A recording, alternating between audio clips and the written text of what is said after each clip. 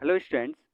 संस्कृत के एक नए टॉपिक के साथ आज हम स्टार्ट कर रहे हैं अपना न्यू वीडियो, जो कि है विशेषण विशेष्य।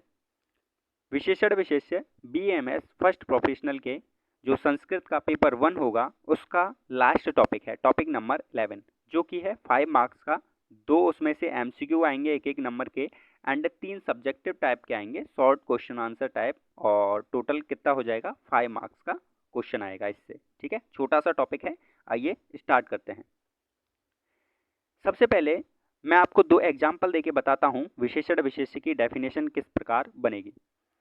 एग्जाम्पल फर्स्ट है, काली गाय को ले आओ। काली गाय यानी कि गाय की विशेषता बतलाई गई है, गाय कैसी है, काली है। यानी कि जो गाय की, या बोल सकते हैं संज्ञा या सर्वनाम की, या जो विशेष्य की, विशेष्य बोल दीजिए या संज्ञा सर्वनाम बोलिए, एक ही बात है। जो गाय की विशेष्य की या संज्ञा सर्वनाम की विशेषता बतलाता है, जो वर्ड, जो शब्द, वह क्या है, विशेषण है। नेक्स्ट एग्जाम्पल देखते हैं। मैं पीले कुर्ते वाले बालक को फल दूंगा।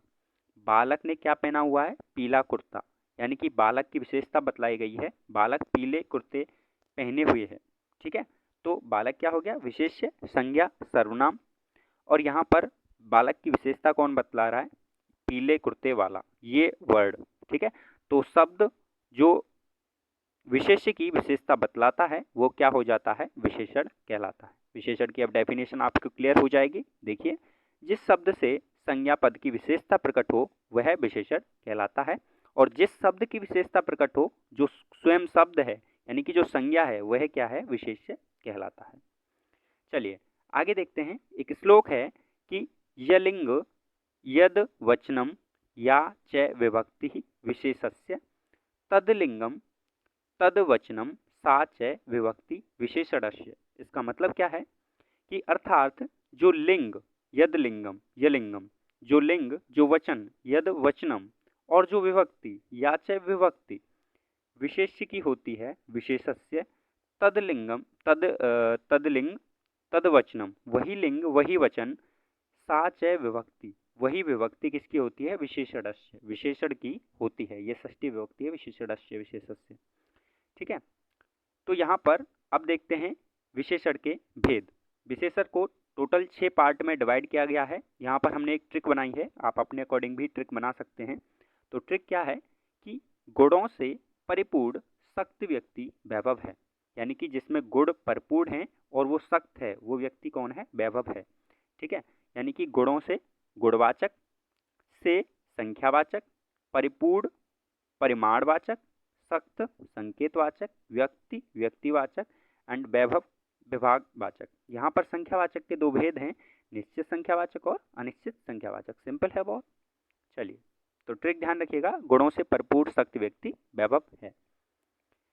अब देखते हैं गुणवाचक।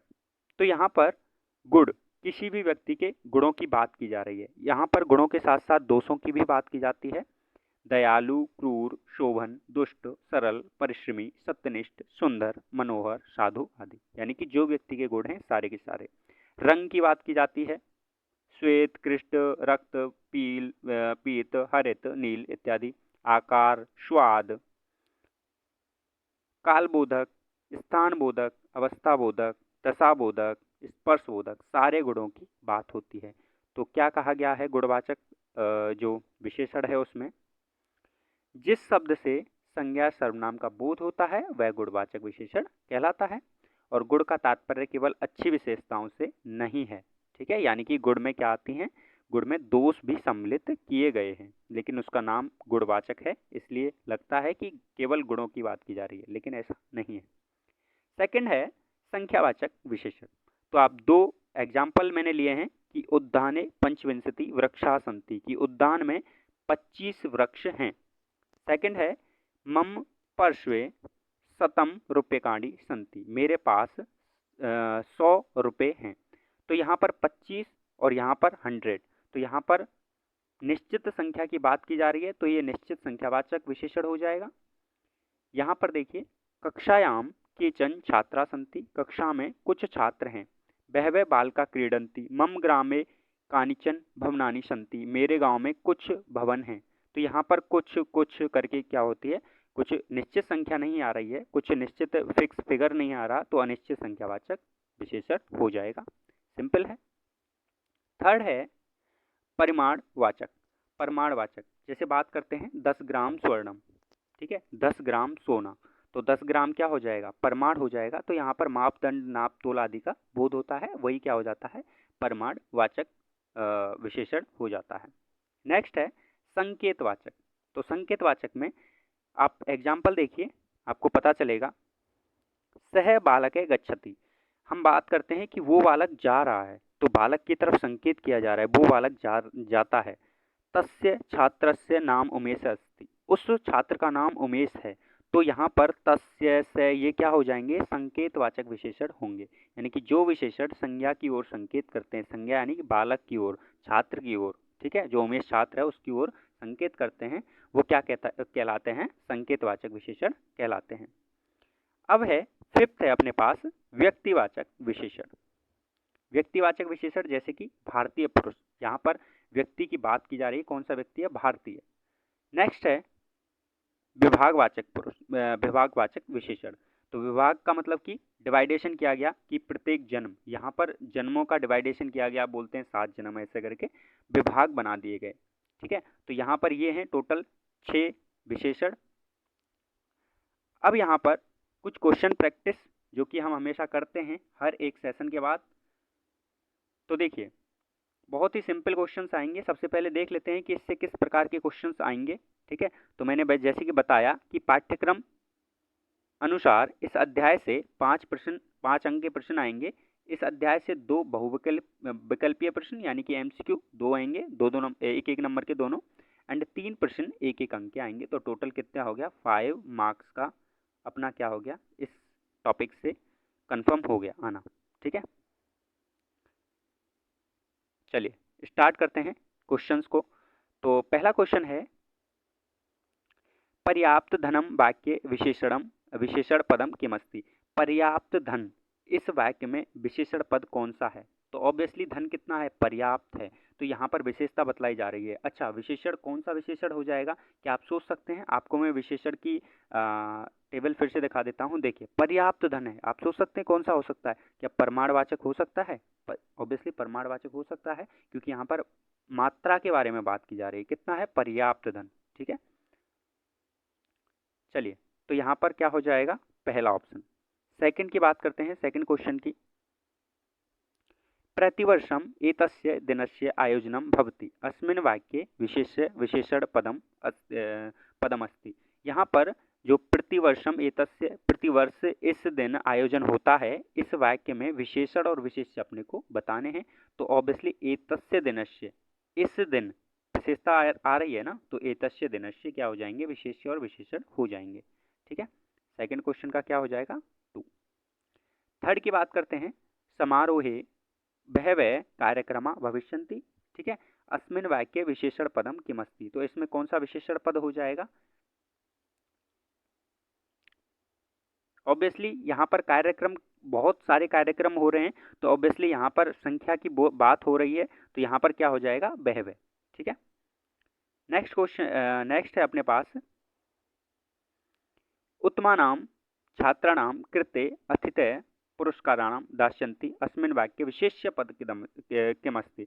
यानी कि यहाँ पर क्या हो रही है, जो उत्तम छात्र हैं उनको अथितय पुरस्कार देते हैं। तो यहाँ पर उत्तम तो हो जाएगा विशेषण, यानी कि जो अच्छे छात्र हैं, और छात्र क्या हो जाएगी, संज्ञा, या क्या हो जाएगा, ऑब्वियसली विशेषण, विशेष्य, ठीक है। तो विशेष्य की बात की जा रही है, तो क्या आ जाएंगे, छात्राणाम। यहाँ पर यात्राणाम लिखा हुआ है, इसको छात्राणाम कर लीजिएगा, ठीक है। नेक्स्ट है अपने पास कृष्ण काके वाक्यांश विशेषण पदम किमस्ति। काक जो कौवा है वो कैसा है, काला। तो विशेषता कौन बतला रहा है, ऑब्वियसली काक, एक कृष्ण, ठीक है। कौवा कैसा है, काला है, तो विशेषता बतलाई जा रही है, कृष्ण काक है। यहाँ पर कौन सा हो जाएगा, गुणवाचक, ठीक है। नेक्स्ट है अपने पास वर्मे को गुड़ी पुत्रो वाक्य से विशेषण पदम किमस्ति। तो यहाँ पर विशेषण पद अपने को बताना है, तो ऑब्वियसली गुड़ी पुत्र, ठीक है। पुत्र की विशेषता बतलाई जा रही है, कैसा है, गुणवान पुत्र है। नेक्स्ट है क्वेश्चन, देखिए भोजनम मधुरम अस्ति, भोजन मधुर है, ऑब्वियसली आप बता सकते हैं, बहुत ही सिंपल है, विशेषता बतलाई जा रही है, मधुर भोजन है, तो यहाँ पर मधुरम क्या हो जाएगा, विशेषण हो जाएगा।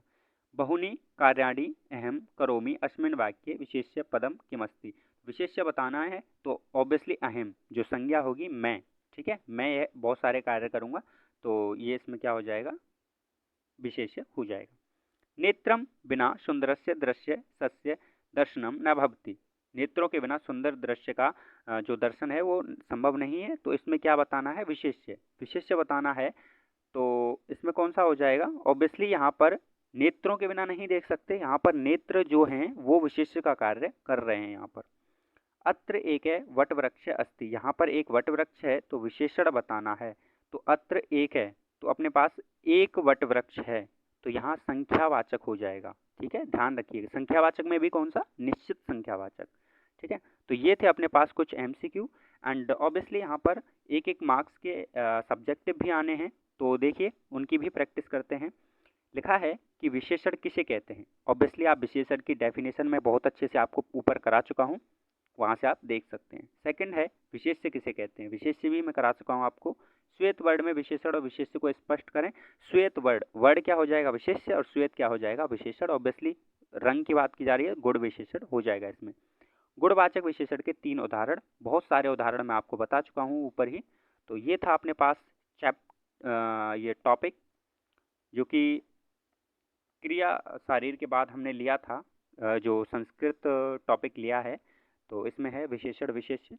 आगे भी हम संस्कृत से रिलेटेड और भी वीडियोज लाते रहेंगे, तो आप चैनल को लाइक शेयर एंड सब्सक्राइब कर दें। Thank you so much.